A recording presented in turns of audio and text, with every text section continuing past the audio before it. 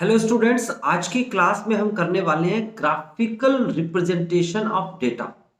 Student, इससे पहले हमने 14.2 एक्सरसाइज की थी और अब हम 14.3 एक्सरसाइज करने से पहले ये एग्जांपल्स करेंगे और इसके कॉन्सेप्ट को समझेंगे जो एनसीईआरटी में लिखे हुए हैं। तो अच्छे से और डिटेल में समझिएगा स्टूडेंट्स। ठीक है, तो यहां पर लिखा हुआ है the representation of data by tables has already been discussed. यानी कि डेटा का रिप्रेजेंटेशन करना, वो भी टेबल के थ्रू, ये हमने डिस्कस कर लिया है और आई होप आपने मेरी प्रीवियस वीडियो भी देखी होगी। अगर आपने इस कंप्लीट कोर्स को देखना है, जानना है, तो आप डिस्क्रिप्शन पे जाइए, वहां पर प्लेलिस्ट होगी और एक एक वीडियो सिलसिलेवार है, तो आप उसे देख सकते हैं।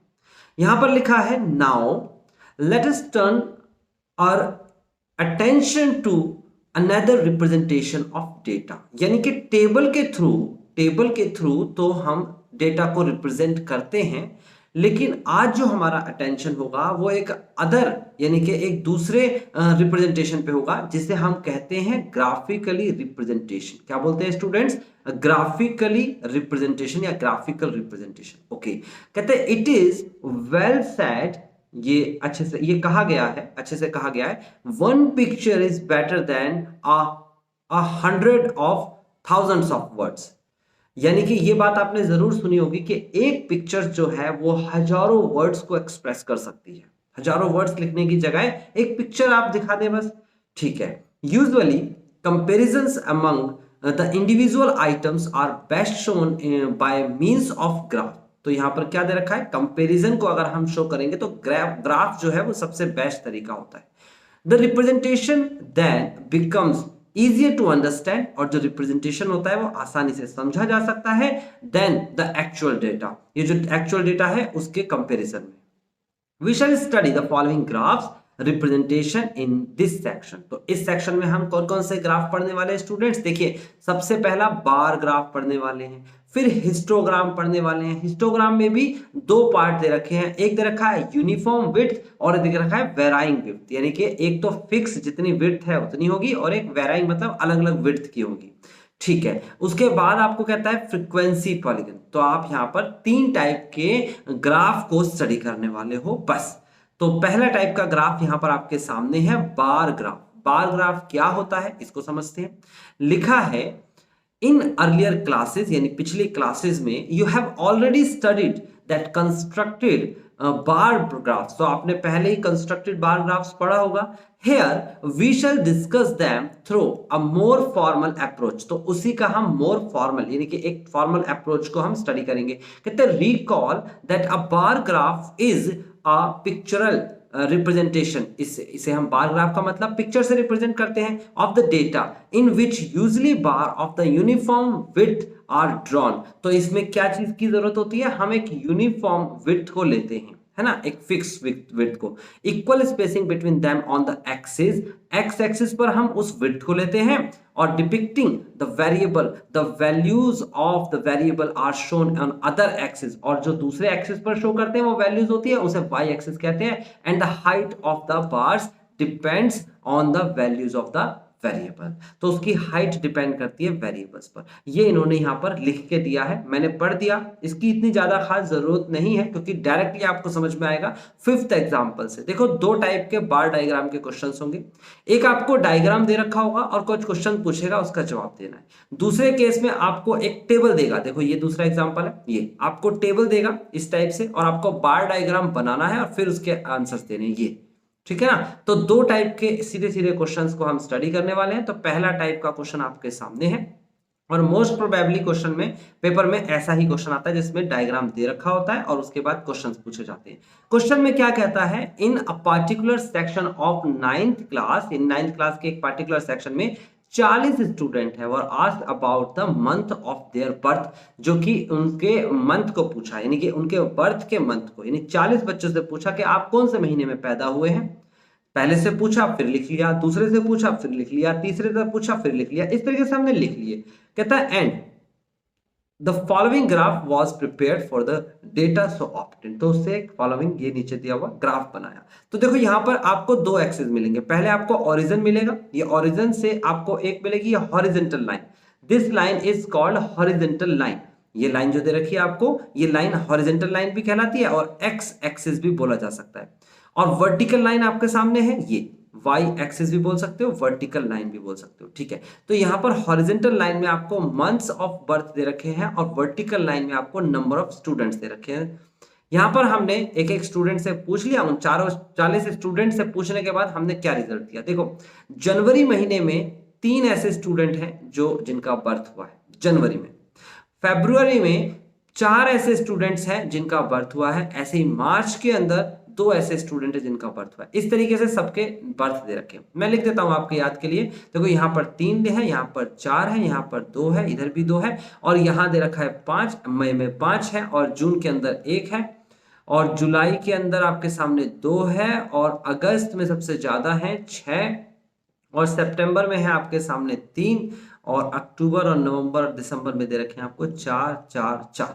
इस तरीके नंबर ऑफ स्टूडेंट से आप काउंट करेंगे तो टोटल 40 ही आएगा।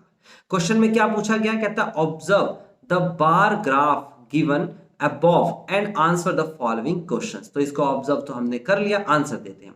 How many students were born in the month of November. बड़ा आसान क्वेश्चन है। देखो नवंबर आपके सामने है ये, इसमें कितने स्टूडेंट्स जो है जिनका बर्थ हुआ है, 4 स्टूडेंट्स हैं। बात खत्म हो गई। 4 स्टूडेंट्स। उसके बाद यहां पर कहता है इन विच मंथ, किस महीने में, were the maximum number of students born, किस महीने में सबसे ज्यादा स्टूडेंट्स बॉर्न हुए। तो देखो आपको सबसे ज्यादा स्टूडेंट्स किस महीने में बॉर्न हुए, अगस्त में। तो इसका आंसर क्या आएगा, अगस्त। ओके, अगस्त में कितने हुए हैं, 6 स्टूडेंट्स बॉर्न हुए, है ना, 6 स्टूडेंट्स। अच्छा जी, तो हमने दोनों के आंसर दे दिए और ये कितना आसान क्वेश्चन हो गया। अब हमें दूसरा एग्जांपल दे रखा है, यहाँ पर इसके सॉल्यूशन को दे रखा है, पढ़ लेना। अब दूसरा एग्जांपल दे रखा है, एग्जांपल नंबर 6 और इसमें कहता है a family with a monthly income of 20,000। एक फैमिली जिसकी मंथली इनकम 20,000 है, had planned the following expenditure per month under various heads। तो यहां पर उन्होंने प्लान किया है कि अलग अलग कैसे कैसे वो एक्सपेंडिचर करे। एक्सपेंडिचर का मतलब क्या होता है स्टूडेंट, इसका मतलब होता है खर्चे। तो कैसे वो खर्च करे, कितना वो खर्च करे अलग अलग आइटम्स पर। तो यहाँ पर क्या दे रखा है, खर्च भी थाउजेंड्स रुपीज में दे रखा है। तो ग्रोसरी यानी कि जो नॉर्मली घर का सौदा आता है किराने की सामान दुकान से, वहां उसे ग्रोसरी कहते हैं, वहां 4,000 रुपए खर्च करना चाहते हैं। रेंट के लिए 5,000, एजुकेशन ऑफ चिल्ड्रन के लिए 5,000, मेडिसिन के लिए 2,000, फ्यूल के लिए 2,000, एंटरटेनमेंट के लिए 1,000 और मिसलिनियस के लिए 1,000। ये टोटल उनका एक्सपेंडिचर टेबल के थ्रू बताया। कहता है draw a bar diagram, bar graph. अब देखो बार ग्राफ में और हिस्टोग्राम में और पॉलीगन में क्या अंतर है। तो सबसे पहले मैं बार डायग्राम समझाऊंगा, जब हिस्टोग्राम की बारी आएगी अगले सेशन में तो उसे समझाया जाएगा, तो फर्क आपको साफ दिख जाएगा। बार डायग्राम के अंदर सिर्फ एक ही तरफ डेटा होता है, सीधा सा तरीका, दूसरी तरफ डेटा होगा ही नहीं। अब जब डेटा नहीं होगा तो इसका कैसे बनेगा ग्राफ, तो बहुत सिंपल है, मैं आपको लिख के दिखा देता हूं यहां पर और आप भी इसी तरीके से बना लीजिएगा, ठीक है। तो ये देखिए मैं आपको यहां पर बार डायग्राम की सिचुएशन बता देता हूं। पहले ये बन गया हमारा एक बेसिक ग्राफ जो कि आपको भी बनाना है स्टूडेंट, और अच्छे से बनाना है, बहुत नीट एंड क्लियर बनाना है, ठीक है। ये आपका हो गया बार डायग्राम के लिए ग्राफ। ओके, नाउ अब देखो यहां पर क्या क्या लिखना है और कैसे कैसे लिखना है, इसको समझने की कोशिश करते हैं। सबसे पहले तो हमें पता है कि ये 1 2 3 4 5 6 7 आइटम है। तो हम इसके लिए अपनी जगह बनाएंगे। सपोज मैंने यहां से लेकर यहां तक की जगह बना दी और ये जगह बना दी ग्रोसरी के लिए। तो ग्रोसरी को यहां पर लिख देना, जी लिख रहा हूं मैं और आप ग्रोसरी लिख सकते हो, है ना। ऐसे भी लिख सकते हो GROCERY ग्रोसरी, लेकिन ये थोड़ा सा अच्छा नहीं लगेगा तो आप सिर्फ जी लिख लो, ठीक है। या फिर इस तरीके से आप इस फॉर्म में लिख देना, ठीक है ना। वर्टिकल लिख लेना, फिलहाल मैं हॉरिजॉन्टल लिख रहा हूँ, वर्टिकल। ओके, दूसरा दे रखा है आपको रेंट। तो यहाँ पर एक ग्राफ बनाइए, थोड़ी सी जगह छोड़कर एक ग्राफ बनाइए, इसे रेंट बोल दीजिए। फिर उसके बाद थोड़ी सी जगह छोड़कर तीसरा बनाइए और इसे एजुकेशन ऑन चाइल्ड बोल दीजिए। और चौथी जगह पर आप लिख दीजिए मेडिसिन पर खर्चा। पांचवी जगह पर आप लिख दीजिए फ्यूल पर खर्चा। छठी जगह पर आप लिख दीजिए यहाँ पर एंटरटेनमेंट पर खर्चा। और सातवीं जगह पर आप लिख दीजिए यहाँ पर लास्ट में मिसलेनियस का खर्चा। ओके, ये मैंने जगह बना ली, ठीक है। अब आपको करना क्या, आपको दे रखा है एक्सपेंडिचर। तो देखो यहां पर तो हेड्स लिख लो, है ना, और यहां पर लिख लो आप एक्सपेंडिचर, एक्सपेंडिचर, है ना। आप अच्छे से लिख लेना स्टूडेंट्स। ओके, एक्सपेंडिचर, एक्सपेंडिचर वो भी इन 1,000 रुपीज, इन ₹1000, ठीक है ना, रुपीस। तो ये आपने एक्सपेंडिचर लिख दिया। अब एक्सपेंडिचर में स्टूडेंट कितने नंबर दे रखे हैं आपको, ये नंबर दे रखे हैं, तो आप यहां से स्टार्ट करेंगे 0 से और यहां लिखेंगे 1, यहां लिखेंगे 2, यहां लिखेंगे 3, यहां लिखेंगे 4 और यहां लिखेंगे 5 और यहां लिखेंगे 6। एरो जरूर लगा दीजिएगा। अब चलो चेक करते हैं क्या बनाना है हमें। देखो ग्रोसरी पर 4000 रुपए खर्च हो रहे थे, तो 4000 से सामने ऐसे आप स्केल रख के बिल्कुल तरीके से साफ सुथरा बिल्कुल सीधा सीधा आप बार डायग्राम बनाएंगे। ये मेरा सही नहीं बना है लेकिन आपको बनाना है। ये हो गया आपका ग्रोसरी पर खर्चा। दूसरा दे रखा है रेंट पर 5, तो रेंट पे लिए आप 5 को लेंगे, ये है आपके पास रेंट। इस तरीके से आप रेंट को ड्रॉ कर देंगे। ओके, इस तरीके से आगे दे रखा है एजुकेशन पर 5000, तो सेम एजुकेशन पे भी इसको थोड़ा सा गैप लेके आप एजुकेशन पे भी 5000 के लिए एक बार ग्राफ बना लेंगे, ये एजुकेशन। उसके बाद मेडिसिन पर दे रखा है आपको 2, तो मेडिसिन के लिए 2 दे रखा है, तो 2 के लिए जाएंगे इधर और ये आप यहां से 2 ले लेंगे मेडिसिन। उसके बाद दे रखा है आपको फ्यूल के लिए 2000, तो फ्यूल के लिए भी सेम वैल्यू है, तो यहाँ पर भी 2000 हो जाएगा। और उसके बाद दे रखा है आपको एंटरटेनमेंट, तो एंटरटेनमेंट के लिए 1000 दे रखा है, तो 1000 रुपए यहाँ खर्च होंगे एंटरटेनमेंट पे। और उसके बाद दे रखा है मिसलेनियस पे भी 1000। तो स्टूडेंट आई थिंक आप समझ पाए होंगे कि किस तरीके से हमें बार डायग्राम बनाना है। यहाँ पर लिखना है ग्रोसरी, रेंट, एजुकेशन और मेडिसिन, और उसके बाद fuel, then entertainment, then miscellaneous. Okay, ये आपने बार डायग्राम बना दिया है, कुछ भी नया नहीं करना है, ये पूरा प्रॉपर आंसर है। यहाँ पर इसने स्टेप्स बता रखे हैं, ये स्टेप्स एक बार पढ़ लेना और स्टेप्स पढ़ने के बाद इसे आप बना लेना, है ना। ये यूनिट वाइज है, यूनिट में 1000 के हिसाब से लिया है। यही ग्राफ इसने यहाँ बना के दे रखा है। देखो इसने इस तरीके से लिखा है ग्रोसरी और मैंने यहाँ पर सिर्फ जी लिखा है। आप चाहो तो पूरा नाम लिख सकते हो, चाहो तो रिप्रेजेंट कर सकते हो शॉर्ट में, ठीक है ना। यहाँ पर इन्हें लिखा है here you can easily visualise the relative characteristics of the data at a glance. तो आप आराम से विजुलाइज कर सकते हो। देखो आपने विजुलाइज किया कि रेंट पर और एजुकेशन पे सबसे ज्यादा खर्च हो रहा है और उसके बाद एंटरटेनमेंट पर और मिसलेनियस पे सबसे कम खर्च हो रहा है, ठीक है ना। ये आप विजुलाइज कर सकते हो। किसकी कंपैरिजन में कौन ज्यादा है, ये भी कंपैरिजन, ये भी आप देख सकते हो। तो यहाँ पर बार डायग्राम इतना ही है। 2 केस होते हैं बार डायग्राम के, या तो डायग्राम दे रखा होगा, क्वेश्चंस पूछेगा अभी बताया, या फिर आपको टेबल दे रखी होगी बार डायग्राम बनाना है, ठीक है। और इनके बीच का गैप कोई ऐसा नहीं है कि फिक्स लेना है, कोई भी अपनी मर्जी से फ्री हैंड गैप ले सकते हैं। अब आगे आपके सामने हिस्टोग्राम। हिस्टोग्राम क्या होता है? हिस्टोग्राम बार डायग्राम की तरह नहीं होता है, इसमें दोनों तरफ डेटा होते हैं। ये भी एक डेटा है और ये भी एक डेटा है, यानी कि दोनों तरफ डेटा होंगे और यानी कि दोनों एक्सिस पर ये डेटा लिखे जाएंगे। ये एक्स एक्सिस पर लिखा जाता है और ये डेटा जो नंबर्स होते हैं फ्रीक्वेंसी, वाई एक्सिस पर लिखा जाता है। फ्रीक्वेंसी वाई एक्सिस पर आती है, एक्स एक्सिस वाई एक्सिस दोनों पे डेटा होंगे। तो यही है हिस्टोग्राम। कहते हैं this is a form of representation like bar graph, और बार ग्राफ की तरह फॉर्म होती है, but it is use the continuous class. इसमें यूज किया जाता है continuous class of intervals. For instance consider the frequency distribution table. तो ये टेबल दे रखी है आपको। अब इसको देखो हम कैसे बनाएंगे। बहुत सिंपल सा तरीका है, आप जल्दी से कॉपी पेन उठा लीजिए, मैं बता देता हूँ आपको कैसे बनाना है। सबसे पहले हम ले लेते हैं एक ग्राफ, ओके, और इस ग्राफ को लेने के बाद थोड़ा बड़ा ले लेते हैं, हाँ ठीक है। अब उसके बाद हम इस पर क्या करते हैं, नंबर्स लोकेट करते हैं। तो देखो नंबर्स में क्या लिखेंगे, वेट दे रखा है इन केजी, ये यहां पर आएगा, ये आएगा आपके पास वेट इन केजी, ओके। और उसके बाद दे रखा है आपको नंबर ऑफ स्टूडेंट्स, तो यहां पर आएगा, यहां लिख लेना नंबर ऑफ स्टूडेंट्स, ओके। अब यहां पर देखिए आपको क्या करना है बेटे, यहां पर आपको सीधा सीधा दे रखा है 30.5 से 35.5, 35.5 से 40.5। तो यहां पर पहला नंबर जो लेंगे वो लेंगे 30.5 और इसके बाद 35.5 और इसके बाद 40.5 और इसके बाद 45.5 and then 50.5 and then 55.5 and then 60.5। देखो यहां पर 60.5 तक ही दे रखा है, लास्ट में देख सकते हैं।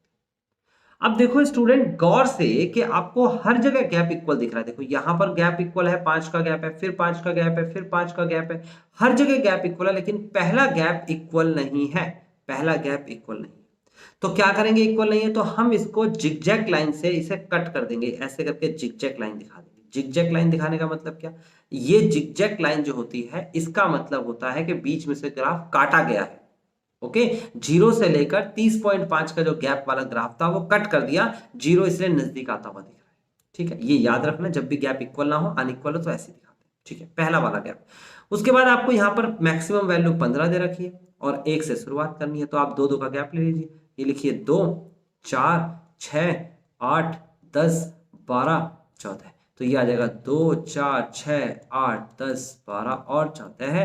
और यहाँ पर आपको बीच में एक एक छोटा छोटा गैप मिल रहा है, तो यहाँ से 1 से लेकर 14 तक का नंबर आपको समझ में आता है। ठीक है, अब आपको क्या कहता है क्वेश्चन में, क्वेश्चन में कहता है स्टूडेंट यहाँ पर समझना 30.5 से 35.5 के बीच में 9 स्टूडेंट्स है ना, जितना वेट 30 किलो से लेकर 35 किलो के बीच में जो वेट आएगा, ऐसे 9 स्टूडेंट्स है। तो 9 स्टूडेंट है तो भैया 30 ईयर 35 ईयर, तो 9 कहाँ लिखेंगे, 8 के बाद 9 आता है, आप यहाँ पर लिख दीजिए 9 के लिए एक लाइन खींच दीजिए और उसके बाद इसको आप ग्राफ बना दीजिए बार की तरह। ओके, नाउ आगे दे रखा है 35.5 से 40.5 में 6 स्टूडेंट्स हैं, तो अब भी भाई 35.5 ये रहा और 40.5 ये रहा, 6 स्टूडेंट का मतलब हो गया यहां से ग्राफ बन जाए। अब समझ में आया, बार डायग्राम में बीच में गैप होता है और इसमें गैप नहीं हो सकता, कंटिन्यूअस सीरीज है ना। उसके बाद दे रखा है आपको 15, तो यहां से आगे में 15 दे रखा है, तो 15 कहाँ होगा भाई, 14 यहाँ होगा भाई, ये तो 16 15 यहाँ होगा, तो 15 ले लेंगे हम यहाँ पर, अंदाजे से ले रहा हूं मैं, आप फुट्टे से अच्छे से ले लेना, ठीक है ना। ये आपका हो गया 40 है, 45.5। फिर उसके बाद दे रखा है आपको 3 दे रखा है, तो अगले वाले में 3 देखेंगे तो 2 के बाद 3 आता है, यहाँ आ गया 3। उसके बाद दे रखा है 1, तो 1 सबसे नीचे आएगा, ये आ गया 1। उसके बाद दे रखा है 2, तो 2 इससे ऊपर आएगा और ये आ गया 2। तो आई थिंक स्टूडेंट आपने बार डायग्राम बनाना भी सीख लिया, बहुत आसान है। आगे कहता है let us represent the data given graphically the following steps. तो ये बाकी के स्टेप्स दे रखे हैं, ये दे रखा है आपको यहाँ पर स्टेप्स, ये स्टेप्स आप देख लेंगे और इसे सॉल्व कर लेंगे। ठीक है, यहाँ पर इन्हें बता रखा है, देखो कहता है since the first class interval is starting from 30.5 and not 0 we show it on the graph by making a clink, है ना, किंक और ब्रेक ऑन द एक्सिस। तो यहां पर हम क्या लगाएंगे, एक किंक लगाएंगे, देखो ये वाला किंक या ब्रेक कह सकते हो, ये लगाएंगे इसके बाद, क्योंकि स्टार्टिंग 0 से नहीं हो रही है, स्टार्टिंग हो रही है 30.5 से। ठीक है, आगे इसने कुछ ऐसा खास नहीं दिया है, मैक्सिमम नंबर्स वगैरह मिनिमम नंबर्स वगैरह आप देख ही लेंगे। ये मैक्सिमम है, मैक्सिमम वेट कितना है अगर स्टूडेंट्स में इसका कंक्लूजन दे तो 40.5 से 45.5 मैक्सिमम वेट है, क्योंकि ऐसे 15 स्टूडेंट्स हैं। उसके बाद अगर मिनिमम की बात करें तो मिनिमम में कौन आता है भाई, मिनिमम में आता है आपका कौन सा वेट ग्रुप, 50 से 55, 50.5 से 55.5 वेट ग्रुप। ठीक है, इन्होंने भी बनाया है, ये देखो आपके सामने जो मैंने ग्राफ बनाया वो इन्होंने बनाया। यहां पर कहते हैं this is called a histogram which is a graphical representation of the grouped frequency distribution with continuous classes। तो continuous classes का grouped frequency distribution होगा, याद रखना।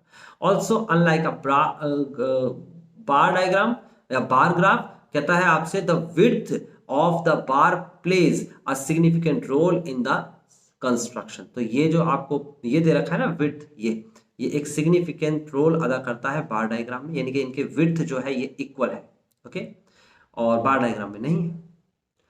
आगे बढ़ जाते हैं, क्वेश्चन नंबर एग्जांपल नंबर 7 में क्या कहता है, सेम चीज है, आपको दे रखा है a teacher wanted to analyse the performance of 2 section of students in a mathematics test 100 marks का कंपैरिजन करके उसे आपको क्या नाम है क्या करना है, एनालिसिस करना है। ठीक है ना, कहता है she found that a few students got 20 marks and few got 70 marks. तो कुछ ने 20 भी पाए हैं और कुछ बच्चों ने 70 मार्क्स भी पाए हैं, तो इसका इंटरवल बनाया और यहां पर इन्हें रिप्रेजेंट कर दी टेबल। कहते हैं हिस्टोग्राम बना के दिखा दो, टेबल में प्रिपेयर कर दो। तो हिस्टोग्राम कैसे बनाएंगे, देखो आपके सामने हिस्टोग्राम की टेबल है। सबसे पहले में क्या दे रखा है, 0 से 20 दे रखा है, तो 0 से 20 दे रखा है, तो देखोगे आप 0 से 20 ए, 0 से 10, 10 से 20, पूरी की पूरी देखो वेराइंग कहते हैं ना, वेराइंग का मतलब होता है अनइक्वल गैप। ऊपर वाले में इक्वल गैप था, देखो यहाँ पर इक्वल गैप था, हर किसी में गैप जो था वो 5-5 का गैप था, और यहाँ पर गैप अलग अलग है। देखो पहले वाले में कितने का गैप है, 10 का गैप है, दूसरे वाले में 20 का, और दूसरे वाले में कितने का गैप है, 10 का गैप है, फिर कितना गैप है, 10 का गैप है। ऐसे करते करते लास्ट में देखोगे आप तो आपको दे रखा है 70 अबव। तो 70 अबव में सारा का सारा 100 तक आ जाएगा, क्योंकि 100 तक ही दे रखा होगा परसेंटेज। ठीक है, 70 to 100। तो यहाँ पर क्या दे रखा है स्टूडेंट, यहाँ पर एक एक करके बार ग्राफ बना लेंगे 0 से 20, यानी कि 0 से 20 में पहले हमने बना लिया 7, फिर उसके बाद बना लिया 10, फिर उसके बाद ऐसे बनाते चले जाओ, पहले 10 20 से 30, 30 से 40, 40 से ऐसे करते करते चले जाओ, और ये आपका अनइक्वल, ये वाला एक अनइक्वल है, ये अनइक्वल है ना, तो अलग अलग अनइक्वल हो गए। ठीक है, तो आपको समझ में आ गया अनइक्वल कैसे बनाते हैं। यहाँ पर इसने कुछ दे रखा है, मार्क्स को जोड़ के 2 से डिवाइड करो, 0 प्लस 20 को जोड़ के 2 से डिवाइड करो, आंसर आएगा कितना, ये विड्थ दे रखी है, पहले जोड़ना है, डिवाइड नहीं करने को कह रहा है, ये जोड़ने को कह रहा है। पहले एक बार पढ़ लेते हैं क्या देखता है। यहाँ पर देखिए कहता है, carefully examine the graphical representation. Do you think that a correctly representation of data? No. The graph is given us a misleading picture. तो ये ग्राफ जो है हमें क्या दे रहा है, एक misleading pictures दे रहा है। कहता है as we have mentioned earlier, पहले ही हमने मेंशन किया था, the area of the rectangle are proportional to the frequency in the histogram. Earlier, this problem did not arise because of the width of all the rectangles are equal, but here since the width of the rectangles are varying, तो यहाँ पर width क्या दे रखी है students, varying दे रखी है। The histogram above does not give a correct picture, तो ये correct picture नहीं बता रहा, बना तो दिया, correct picture नहीं है। कहता for example it shows a greater frequency in the interval of 70 to 100 and 60 to 70, इसमें greater frequency दे रखी है। देखो यहाँ पर आप देखोगे तो यहाँ पर ज्यादा frequency दे रखी है, यहाँ पर 20 का गैप दे रखा है और यहाँ पर 30 का गैप हो जाएगा अगर 100 लिख देंगे तो, ठीक है, बाकी सब में 10-10 का है। कहते हैं which is not the case, we need to make certain modification in the length of the rectangle, हमें इसमें कुछ मॉडिफिकेशन करना पड़ेगा। कैसे मॉडिफिकेशन करना है वो देख लीजिए, मैं बता देता हूं। कितने कितने का गैप है भाई, ये 20-20 का गैप है, तो 20 का आधा कितना होता है, 10 होता है। तो आप पहले सबसे पहले इसको घटाइए तो कितना आएगा 20, इसको घटाइए कितना आएगा 10, इसको घटाइए कितना आएगा 10, सारे को 10 आएगा, बस पहले का 20 और लास्ट वाले का 30। तो आप लिखेंगे फ्रीक्वेंसी में चेंज 7/20 इंटू में 10, फिर उसका 10/10 इंटू में 10, 10/10 इंटू में 10, यानी कि इसका मतलब हो गया 20/10, 20/10, 15/10, 8/30। तो इसको जब 10 से मल्टीप्लाई करने लग गए और सॉल्व करने लग गए तो हमारे पास ये आंसर है। अब स्टूडेंट पूछेंगे सर ये 10 कहाँ से आया, ये रैंडमली ली गई संख्या है, आप 10 भी ले सकते हो, 100 भी ले सकते हो, डिपेंड करता है आपके ऊपर आप कैसे लेना चाहते हो, ठीक है। तो यहाँ पर आपको क्या करना है, इसी का बार डायग्राम बनाना है और ये बार डायग्राम आपके सामने है, ठीक है। इसका जो भी बनेगा ग्राफ 3.5 समथिंग, तो यहाँ पर ये बार डायग्राम, ठीक है। तो आपका काम है इसे बना लेना, अनइक्वल को सही तरीके से कैसे बनाया है बता दिया गया है। फ्रीक्वेंसी पॉलीगन दे रखा है, अब स्टूडेंट क्या दे रखा है, frequency. There is yet another visual way of representing the quantitative data and its frequency, this is a polygon. तो पॉलीगन क्या होता है, देखो सिंपल बार डायग्राम बनाएंगे, उसमें से मिड पॉइंट ले लेंगे। देखो यहाँ पर वही सेम ऊपर वाला क्वेश्चन किया है और इसका मिड पॉइंट ले लिया, मिड पॉइंट ले लिया, ये रहा मिड पॉइंट, ये रहा मिड पॉइंट, ये रहा मिड पॉइंट, ये रहा मिड पॉइंट एंड सारे मिड पॉइंट्स को मिला लेंगे, 0 से यहाँ से स्टार्टिंग से करके लास्ट तक सब मिड पॉइंट को मिला देंगे। तो जो ये लाइन है इसे फ्रीक्वेंसी पॉलीगन कहते हैं, फ्रीक्वेंसी पॉलीगन, सही है। फ्रीक्वेंसी पॉलीगन भी हिस्टोग्राम की तरह होगा, कोई कठिन काम नहीं है। इसमें 8वां क्वेश्चन देखा है, consider the marks out of 100 obtain 51 students in a class. देखो यहाँ पर क्लास के मार्क्स दे रखे हैं, नंबर ऑफ स्टूडेंट्स दे रखे हैं, आपको ड्रॉ करना है पॉलीगन। तो सबसे पहले क्या करेंगे 0 to 10, 10 to 20, देखो यहाँ पर दे रखा है 0 to 10, 10 to 20, 20 to 30, ऐसे करते करते 100 तक, और सबका बार डायग्राम हिस्टोग्राम बना लेंगे। हिस्टोग्राम के बाद इनका मिड पॉइंट लेंगे, क्या लेंगे स्टूडेंट, मिड पॉइंट लेंगे, सभी का मिड पॉइंट लेना है और मिड पॉइंट लेने के बाद इन मिड पॉइंट्स को मिला देंगे और ये हमारा पॉलीगन बन गया। लेकिन इसमें तो मिड पॉइंट लिया है ना ऐसे ग्राफ के जरिए, लेकिन एक और तरीका होता है, वो देखो क्या है। Frequency polygon can also be drawn independently without drawing histogram, histogram के बगैर भी डायरेक्ट, अभी तक तो हिस्टोग्राम के साथ बना ना, पहले हिस्टोग्राम बनाया और फिर उसके बाद फ्रीक्वेंसी पॉलीगन। तो कहता है इंडिपेंडेंटली भी होता है, अपने आप बन जाता है अलग से। कहता है for this we required a mid point, इसके लिए हमें मिड पॉइंट की जरूरत पड़ेगी क्लास इंटरवल के। कहते हैं using the data these mid points of the class interval are called the class mark. तो इसे क्या बोला जाता है मिड पॉइंट्स को, इनको क्लास मार्क बोला जाता है। और क्लास मार्क का formula upper limit plus lower limit upon 2। देखो यहाँ पर देखोगे ये क्वेश्चन दे रखा है कॉस्ट ऑफ लिविंग इंडेक्स और दे रखा है नंबर ऑफ वीक्स, तो यहाँ पर एक्स की वैल्यू लिख लो, ये एफ की वैल्यू है।